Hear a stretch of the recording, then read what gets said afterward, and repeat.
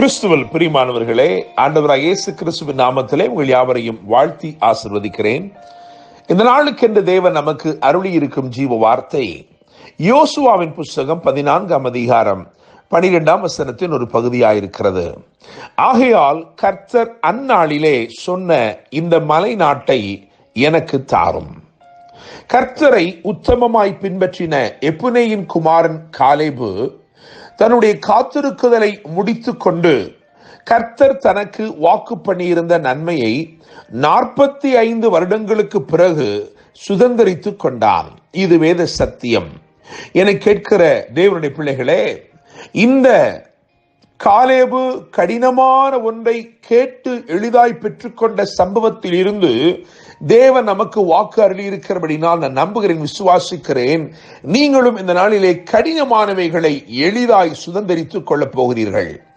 என்றோ கால் மிதித்துக் கொண்டதை இன்றைக்கு கேட்டு பெற்றுக் கொள்ளப் போகிறீர்கள்.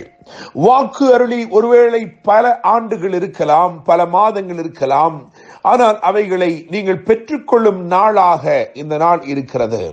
நான் நம்புகிறேன், விசுவாசிக்கிறேன், நீங்கள் காத்திருக்கும் காரியங்களிலே இன்றைக்கு கர்த்தர் ஒரு பெரிய அற்புதத்தை செய்ய போகிறார்.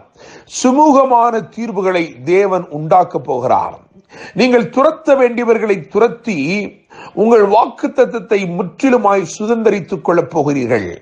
இந்த நாள் நீங்கள் பெரிய ஆசீர்வாதங்களை சுதந்திரித்துக் கொள்ளும் ஒரு நாளாக இருக்கிறது. என்னை கேட்கிற தேவனுடைய பிள்ளைகளே, எல்லாரும் சீட்டினால் உண்டான சுதந்திரத்தை பெற்றார்கள். அவர்கள் பேரிலே சீட்டு விழுந்தது, அதுதான் அவர்களுக்கு சுதந்திரமாய் மாறினது. ஆனால் காலேபு விசுவாசித்தான், எழுத்தின்படி உண்டான சுதந்திரத்தை பார்க்கிலும் ஆவியின்படி தேவன் அருளும் வாக்குத்தத்தத்தினால் உண்டாகும் சுதந்திரம் மிகவும் நன்மையுள்ளதாகவும் ஆசீர்வாதம் உள்ளதாகவும் இருக்கும் என்று விசுவாசித்தான். எனவே கர்த்தர் வாக்கு பண்ணினதை அவன் போய் கேட்டு சுதந்திரித்துக் கொண்டான், பெற்றுக்கொண்டான். தேவனுடைய பிள்ளைகளே, இந்த எபிரோனை காலேபு சுதந்திரித்துக் கொள்ள 3 காரியங்களை வேதம் நமக்கு அடிக்கோடிட்டு காண்பிக்கிறது. காலேபின் வாழ்க்கையில இருந்த இந்த 3 காரியங்கள், விசேஷமான இந்த 3 குணாதிசயங்கள், தன்மைகள், இவைகளை வேதம் நமக்கு அடிக்கோடிட்டு காண்பிக்கிறது. அவனுடைய வாழ்க்கை நமக்கு ஒரு நல்ல முன்னுதாரணமாய் இருக்கிறது. எனவே அவைகளை நாம் தியானிக்க போகிறோம். அந்த காரியங்கள் 3ஐயும் வேதம் நமக்கு திருஷ்டாந்தப்படுத்துகிறபடினால் அவைகளை தியானிக்க போகிறோம். அவைகளை நம்முடைய வாழ்க்கையில் அபியாசப்படுத்த நம்மை அர்ப்பணிப்போம்.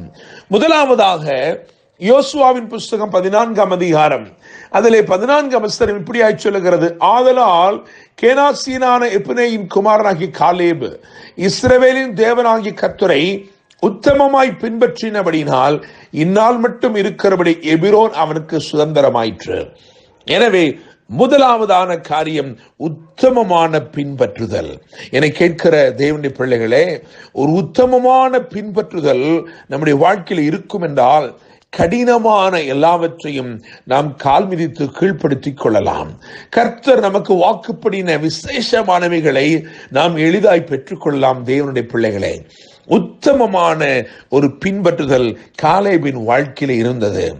இரண்டாவதாக உறுதியான விசுவாசம். என்னாகமத்தின் புஸ்தகம் 14ஆம் அதிகாரம், அதில் 8வது வசனத்தை கவனித்தால், கர்த்தர் நம்மேல் பிரியமாயிருந்தால் அந்த தேசத்திலே நம்மை கொண்டு போய் பாலும் தேனும் ஓடுகிற அந்த தேசத்தை நமக்கு கொடுப்பார் என்று காலேபு சொல்கிறதை பார்க்கிறோம். அவனோட போய் வந்தவர்கள் எல்லாரும் அவர்கள் இஸ்ரவேலின் இருதயத்தை கரைய பண்ணும் வார்த்தைகளை அவர்கள் பேசினார்கள். ஆனால் காலேபு பேசினதோ கர்த்தருடைய இருதயத்தை கழிகூற பண்ணிற்று. எனவே உறுதியான விசுவாசம். அவன் நிச்சயமாய் நம்பினான். மற்றவர்கள் பார்வையிலே ஏனாக்கியர் பெரியவர்களாய் தோன்றினார்கள். ஆனால் காலேபின் பார்வையிலே ஆண்டவர் பெரியவராய் தோன்றினார்.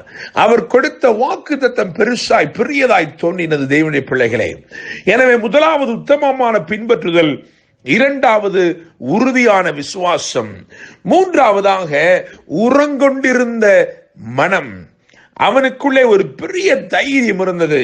யோசுவாவின் புஸ்தகம் 14ஆம் அதிகாரம் 11ஆம் வசனத்தை கவனித்து பார்க்கும் பொழுது அங்கே அவன் சொல்லுகிறான், மோசே என்னை அனுப்புகிற நாளில் எனக்கு இருந்த அந்த பலன் இந்நாள் வரைக்கும் எனக்கு இருக்கிறது. யுத்தத்திற்கு போக்குவரத்துமாய் இருக்கிறதற்கு அப்பொழுது எனக்கு இருந்த பலன் இப்பொழுதும் எனக்கு இருக்கிறது. எனவே என்னை கேட்கிற தேவனுடைய பிள்ளைகளே, 85 வயதிலே அவன் சொல்லுகிறான், எனக்கு பலன் இருக்கிறது, யுத்தம் செய்ய எனக்கு பலன் இருக்கிறது என்று சொல்லுகிறான். உறங்கொண்டிருந்த மனம். எனவே 3 காரியங்களை இன்னைக்கு நாம் தியானிக்கிறோம். உத்தமமான பின்பற்றுதல், உறுதியான விசுவாசம், உறங்கொண்டிருந்த மனம், தைரியமும் திடமனதும் உறங்கொண்டிருந்த உடலும் அவனுக்கு இருந்தது. தேவனுடைய விசேஷித்த பலன் அவனுக்குள் காணப்பட்டது. எனவே அவன் எளிதாக எபிரோனை சொந்தமாக்கி சுதந்திரித்துக் கொண்டான். யுத்தம் ஓய்ந்ததினால் தேசம் அமைதலாய் இருந்தது என்று இந்த 14ஆம் அதிகாரம் 15ஆம் வசனத்தின் கடைசி பகுதியில் எழுதப்பட்டிருக்கிறது. நான் நம்புகிறேன், விசுவாசிக்கிறேன், இந்த நாள் உங்கள் வாழ்க்கையிலே தேவன் யுத்தங்களை ஓய பண்ணுகிற ஒரு நாளாய் இருக்கிறது. இந்த நாள் நீங்கள் என்றோ கொடுத்த வாக்குத்தத்தத்தை எளிதாய் சுதந்திரித்துக் கொள்ளும் நாளாய் இருக்கிறது. இன்னைக்கு துரத்த வேண்டியவர்களை கர்த்தர் அருளும் பலத்தினாலே நீங்கள் துரத்தி கால் மிதித்து சுதந்திரிக்க வேண்டியவைகளை கால் மிதித்து சுதந்திரித்துக் கொள்ளப் போகிறீர்கள். கர்த்தர் தாம் இந்த வார்த்தைகள் மூலமாய் உங்களை ஆசீர்வதித்து வாழ வைப்பாராக. என்று அன்புடன் pastor Daniel Moses. God bless you.